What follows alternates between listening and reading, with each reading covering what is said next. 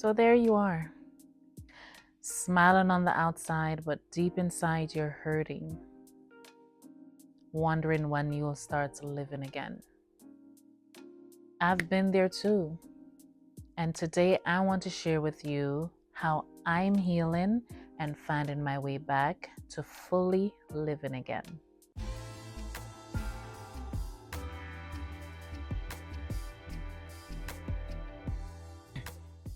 Hi, beautiful. Welcome back. This video is about healing, the real, messy, imperfect healing, and how it's completely transformed my life. My hope is that by sharing my journey, you'll see that no matter how broken or lost you may feel, there is a way back to wholeness, to joy, peace, and purpose. For a long time, I was existing, but not really living. I carried a lot of pain, a lot of disappointment. It felt like I was just dragging myself through life. And maybe you can relate. You show up to work no matter how you're feeling. You're there for everyone else. But on the inside, you feel empty and you feel lost. There were moments when I questioned everything. I questioned my worth. I questioned my purpose and whether I would feel like me again. And the worst part is, I didn't even realize how disconnected I was until one day I looked in the mirror and I saw myself. And I was like, oh my God, where is the woman that used to glow? Where's the woman who used to dream? Where's the woman who used to laugh? Where was the woman who was so happy? You know how people say you should not look like what you're going through? Let me tell you something. I looked like what I was going through. Okay? I was a hot mess. Right? And that was my turning point. I realized I couldn't carry the burden of the past anymore. I had to heal. In order to become my best self, I had to heal. Healing is not going to happen overnight. It's a process, and it's a long process. It takes time and it takes work, and you have to be willing to put in the work. So I'm going to be sharing with you a few steps that I had to take to start my healing journey. First thing I did was I allowed myself to pause. I had to take a break. I had to focus and work on me. And that was hard because as women, we're used to being everything for everyone. And I had to give myself permission to take a break. I had to make a few phone calls and let them know I'm not able to show up for you in this capacity for a period of time. I needed some time to work on me and to focus on me. Were they understanding?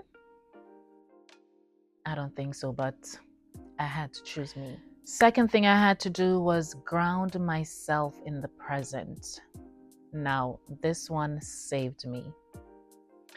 So whenever my thoughts would just spiral into fear and sadness, I would breathe in for 4, hold for 4, and release for 6. Now, while I breathe out, I would say to myself, I am safe, I am loved, I am whole.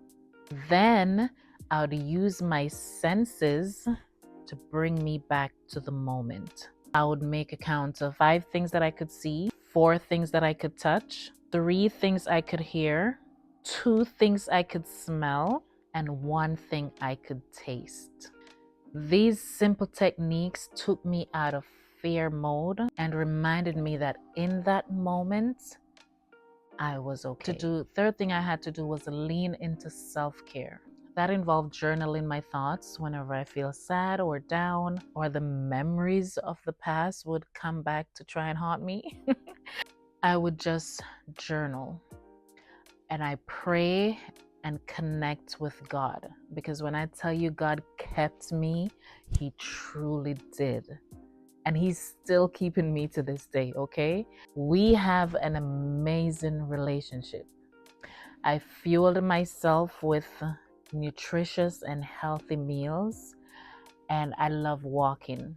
You probably hear me say that already, but I love walking, especially, early in the mornings. That's my thing. And that is a form of therapy for me because it gives me time with my thoughts to think with a clear, open mind. And then there was self-discovery. I would ask myself, what do I like to do? What brings me joy? What is my purpose? What lights me up? And I would try new things, like going on solo dates. I'm always alone anyway. Most of the times I'm alone, so it was easy to do that. So I'd go on solo dates, whether that be going out for lunch or, going to the mall, go shopping. That's a solo date for me. And I would do those things to remind myself that my own company is worth enjoying. So I would say find something you love, find something that you enjoy doing, and do it alone. You don't have to do it all the time by yourself, right? But find things that you enjoy and do them by yourself sometimes, and start loving yourself again. So each of these steps slowly peeled back layers of pain that I was carrying and reminded me who I was at the core, and that what happened to me or the pain that I was carrying does not define who I am. Going through this healing process has taught me that healing isn't about erasing the past. It's about reclaiming the present and building your future with strength. Healing has brought me back to myself. It gave me clarity. It gave me wisdom. It gave me the ability to set boundaries without guilt. It also allowed me to love deeper, and not just others, but myself. And the best part, it reminded me that life is not about surviving. It's about living, truly living, enjoying every moment, laughing, dancing, experiencing joy all over again. When you start healing, you stop living from your wounds and start living from your worth. Yeah. Let me tell you, the journey of healing isn't easy. And it's not perfect, not by a long shot, I can tell you. Because sometimes the memories will come up and try to haunt me. And I have to nip them in the bud and let them know that, hey, you don't live here anymore. Okay? You gotta go. Right? So it's not an easy process. It's not an easy journey. But it sure was worth all the work I put in and still put into this day. Because here I am, filled with the peace of God that surpasses all understanding. And if I can heal and if I can work on myself, so can you. Your past traumas, your past hurts, it's heavy. And you don't want to transfer that energy onto others, right? And having other people deal with things that they did not cause in the first place, right? So you have to work on yourself. You have to heal in order to become the best version of yourself. That's your first step. Heal from the past in order for you to move forward. You can't keep looking back. You can't keep dealing with the same stuff over and over again. You have to heal. All right? Heal and put your best foot forward. That's what I want you to take from this today. So tell me, what does healing look like for you? Are you in the healing process? Or have you completed your healing process and living a fabulous, joyful life? Let me know. Share your journey in the comments. Your words may just be what someone else needs to hear. Don't forget to subscribe to the channel, and don't be selfish. share the video, send it to your friends, your family, women who you know are on a similar journey of becoming their best selves. Thank you so much for being here with me. I appreciate you. Peace and blessings. I am not broken. I am becoming. Every breath, every step, every pause is part of my healing. I choose to live fully again.